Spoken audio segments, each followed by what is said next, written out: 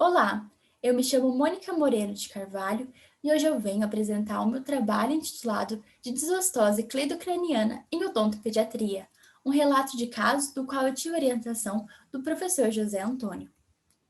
A desostose cleidocraniana, também denominada de displasia cleidocraniana, displasia osteodentinária, desostose mutacional ou de síndrome de Murray-Seiton, é um distúrbio genético raro, com a prevalência variando de 1 a 200 mil a 1 a 1 milhão.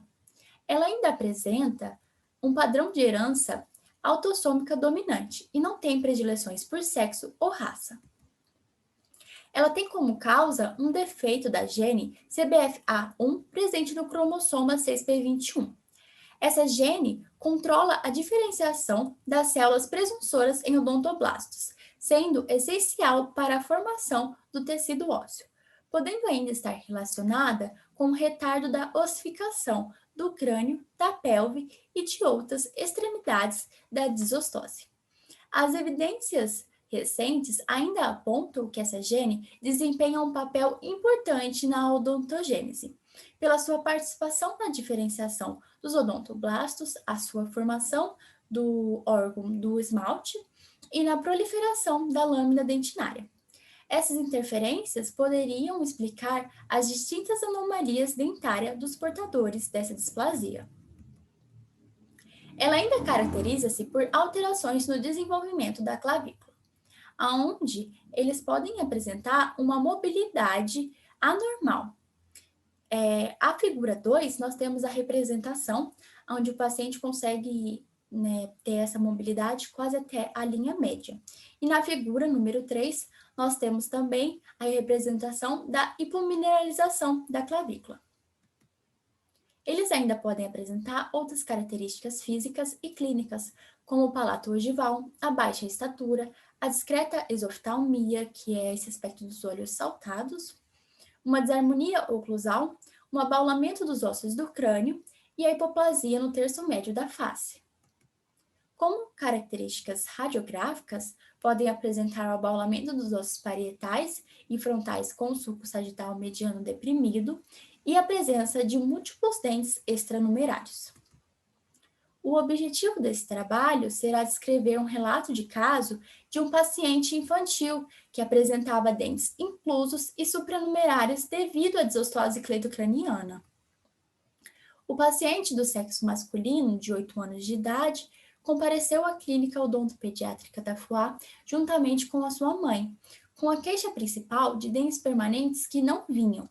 Durante a anamnese, a mãe do paciente relatou que ela tinha um parentesco de primeiro grau com o pai e que eles eram primos. Ela ainda relatou que a criança fazia um acompanhamento neurológico em São Paulo e foi observada a presença das fontinelas abertas. Foi então solicitado a radiografia panorâmica para melhor observação.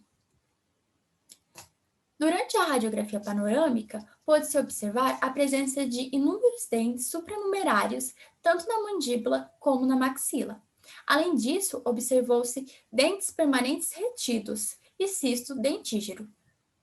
Foi então solicitado que o paciente fizesse tomografia computadorizada para um melhor planejamento cirúrgico. Durante a tomografia, pôde-se observar melhor a presença desses dentes extranumerários.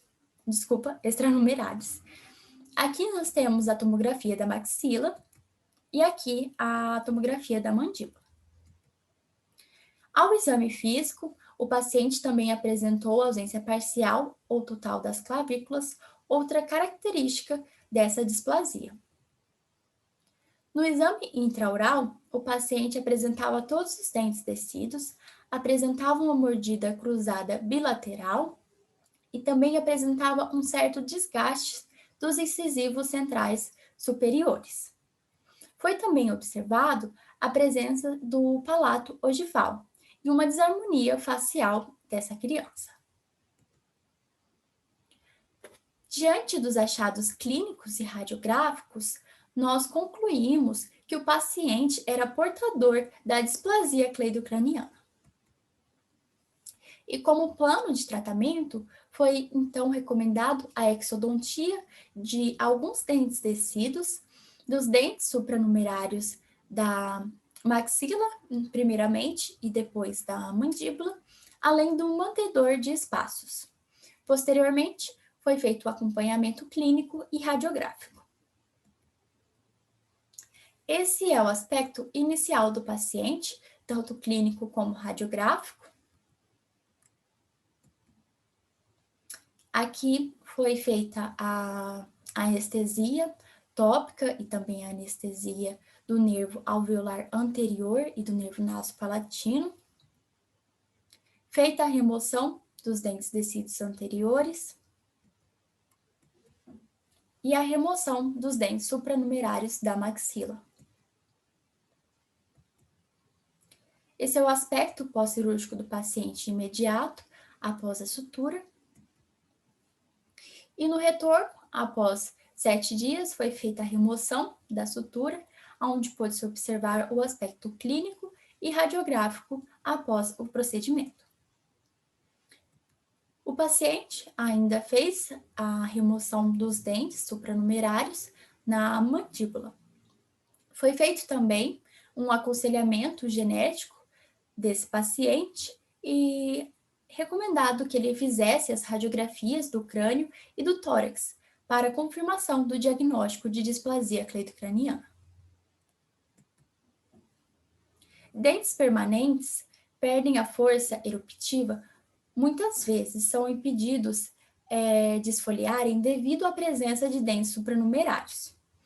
A maior parte dos pacientes com desostose cleidocraniana desempenham suas funções normalmente, não representando um comprometimento significativo. Diante do caso relatado, nós podemos concluir a importância do cirurgião dentista no diagnóstico da displasia cleidocraniana, além da necessidade de se investigar os antecedentes familiares durante a anamnese. A importância de intervenção multidisciplinar com os profissionais psicólogos, fonoaudiólogos e geneticistas nos casos de desostose cleidocraniana e, por fim, o diagnóstico precoce para uma adaptação funcional do indivíduo e uma melhora da qualidade de vida desses pacientes. Essas foram as referências que eu utilizei para a elaboração desse trabalho e eu gostaria de agradecer a atenção de todos.